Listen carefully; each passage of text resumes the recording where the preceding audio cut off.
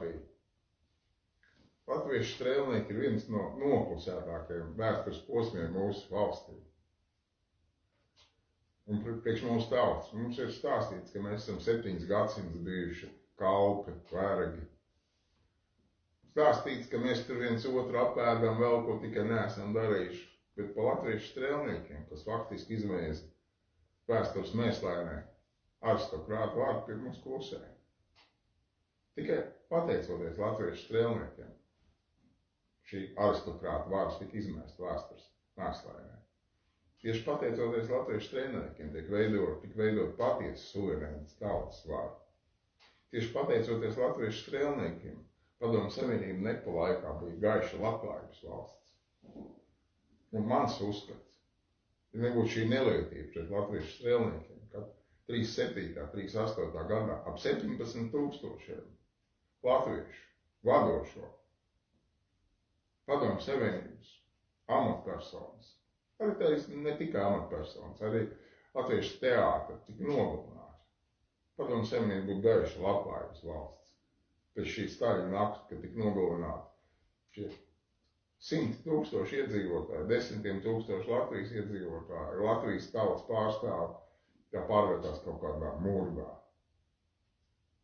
kurā absolūti nebija runa par suverēnu tautas varu, bet par kaut kādu apsēstu ar varu cilvēku cīņu par varu, neko viņiem, kuriem neinteresēja tautas labklājība, bet kuriem interesēja tikai savu personiskā. Bet tieši latviešu strēlnieku lepu laikā mēs varētu runāt un varam runāt par valsts labklājību. Kāpēc es šodien par runāju?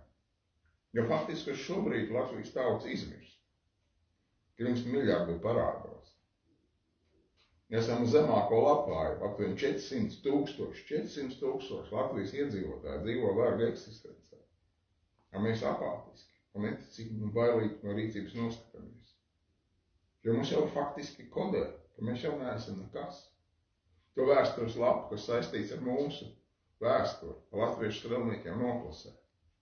Pats ļaunākais ir nelietīgākais, ka mūsu drošības dienas nevis rūpējās, ka lai būtu droša, labklājība, gaiša valsts, bet tieši faktiski veids to drošības aģents staigā apkārt, lai mūsu naudas varētu šeit izpildīt savu vārdu, nomelno visus tos, kas var paust, kas pauž šo viedokli, ka jāmainās, jārīkojās.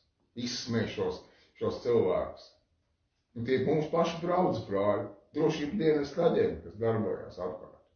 Drošības dienas labi redz, kas notiekās valstī, ka mums nav tautas priekš suverēna tautas vārda. Tas attiecās uz Satversmes aizsardzības biroju. Satversmes aizsardzības biroju. Satversmē ierakstīts, ka mums ir suverēna tautas vārda. Un Sāba ļoti labi redz, ka mums nav suverēna tautas vara. Viņai vajadzētu kā pienākums kliegt un bļaut un darīt, lai mums būtu šī suverēnā tautas vara. Bet Satversmes aizsardzības birojas faktiski nodarbojas ar naudas varas uzturēšanu Latvijā. Lai naudas varētu ik gadu no mums būtu miljardiem ienākums. Bankas procentos auglī. Faktiski paņemot no mūsu latviešu tautas naudu, kas ir kaut kādi 15-20 miljardi, aizdod mums atpakaļ paņem procentus, un tas ir miljardi, ko viņi gūst. Un sāpes un drošības dienas to atbalsta. Pieņem kā normu, faktiski tas ir valsts drošības apdraudējums, tad ekonomiskā drošība saistās ar viņu, viņi to pieņem kā normu. Naudas var vēl gūst. Bija kāds veselības ministrs Biļevičs, kurš izstrādāja programmu, lai mums tauta būtu vesela, neslimot, netērēt naudu. Viņi atbrīvo namatu. Un pazūd tā programma, jo tas nav naudas varas interesēs. Big Pharma gūst ap 100 miljoniem ienākums katru gadu mūsu valstī. Uz doto brīdi nevis mēs ieguldīsim naudu izglītībā, labākas algas policistiem, tiem pašiem drošības dienestiem labākas algas. Mēs 5% palielināsim, lai mēs varētu, kā sakot, samaksāt peļņu, nodrošināt ieroču ražošanas uzņēmumiem. Mēs speciāli uzturam karu Ukrainā. Naudas var speciāli uzturo varu karu. Paši mēs redzam, kādas nelietības tur notiekās, kāda korupcija. Un tas ir tikai aizberga augšu šī korupcija, kādas tur valsts izsaimniekoši. Mēs dodam naudu tur izsaimnieko. Un mums skolotājiem, policistiem nepietiek labām cilvēciskām atalgojumam. Bet tur mēs rodam naudu, lai mēs varētu ziedot, lai uzturētu karu. Un uz doto brīdi, kad mums vajadzētu ieguldīt visu, lai šis šis brāļu karš, probaltu tautas, Krievu un Ukrainu beigt apkarot vienu otru, mēs vēl cenšamies uzturēt, tur tas to un tur tas tur tā un tā tālāk. Nevis pasakām, mums jāpārtrauc šis kars. Latvijas tautu.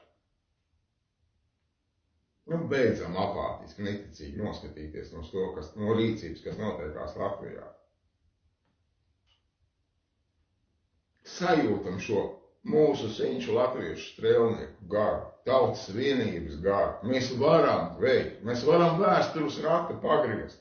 13. janvārī tautas kustība organizē kārtējo zibakciju, kārtējo tautas protestu, kārtējo mēģinājumu pamodināt tautu uz rīcību, kārtējo reizi izskratīt tautu un teikt, tu esi latviešu strēlnieku pēcnācējs, tu spēj, tu vari izdarīt, tu neesi kaut kāds kalps. Tu esi īsts saimnieks, labs saimnieks savā zemē. Celies, mosties, rīkojies, apvienojies. 13. janvārī organizē ik pagastā, novadā, ciemā, pilsētā, tautas protestu parādām, ka mēs esam vienota tauta, ka mums ir jārēķinās, mainām šo vēstures ratu, nenoskatāmies neticīgi, bailīgi uz to, kas notiekās Latvijā, ka mēs neko nevaram, mēs varam izmainīt, mūsu senči izmainīt, arī mēs izmainīsim. Paldies par uzmanību. Tiekamies 13. janvārī. Rakstiet man, zvaniet man, tiekamies, mainām šo pa vēstures raktu.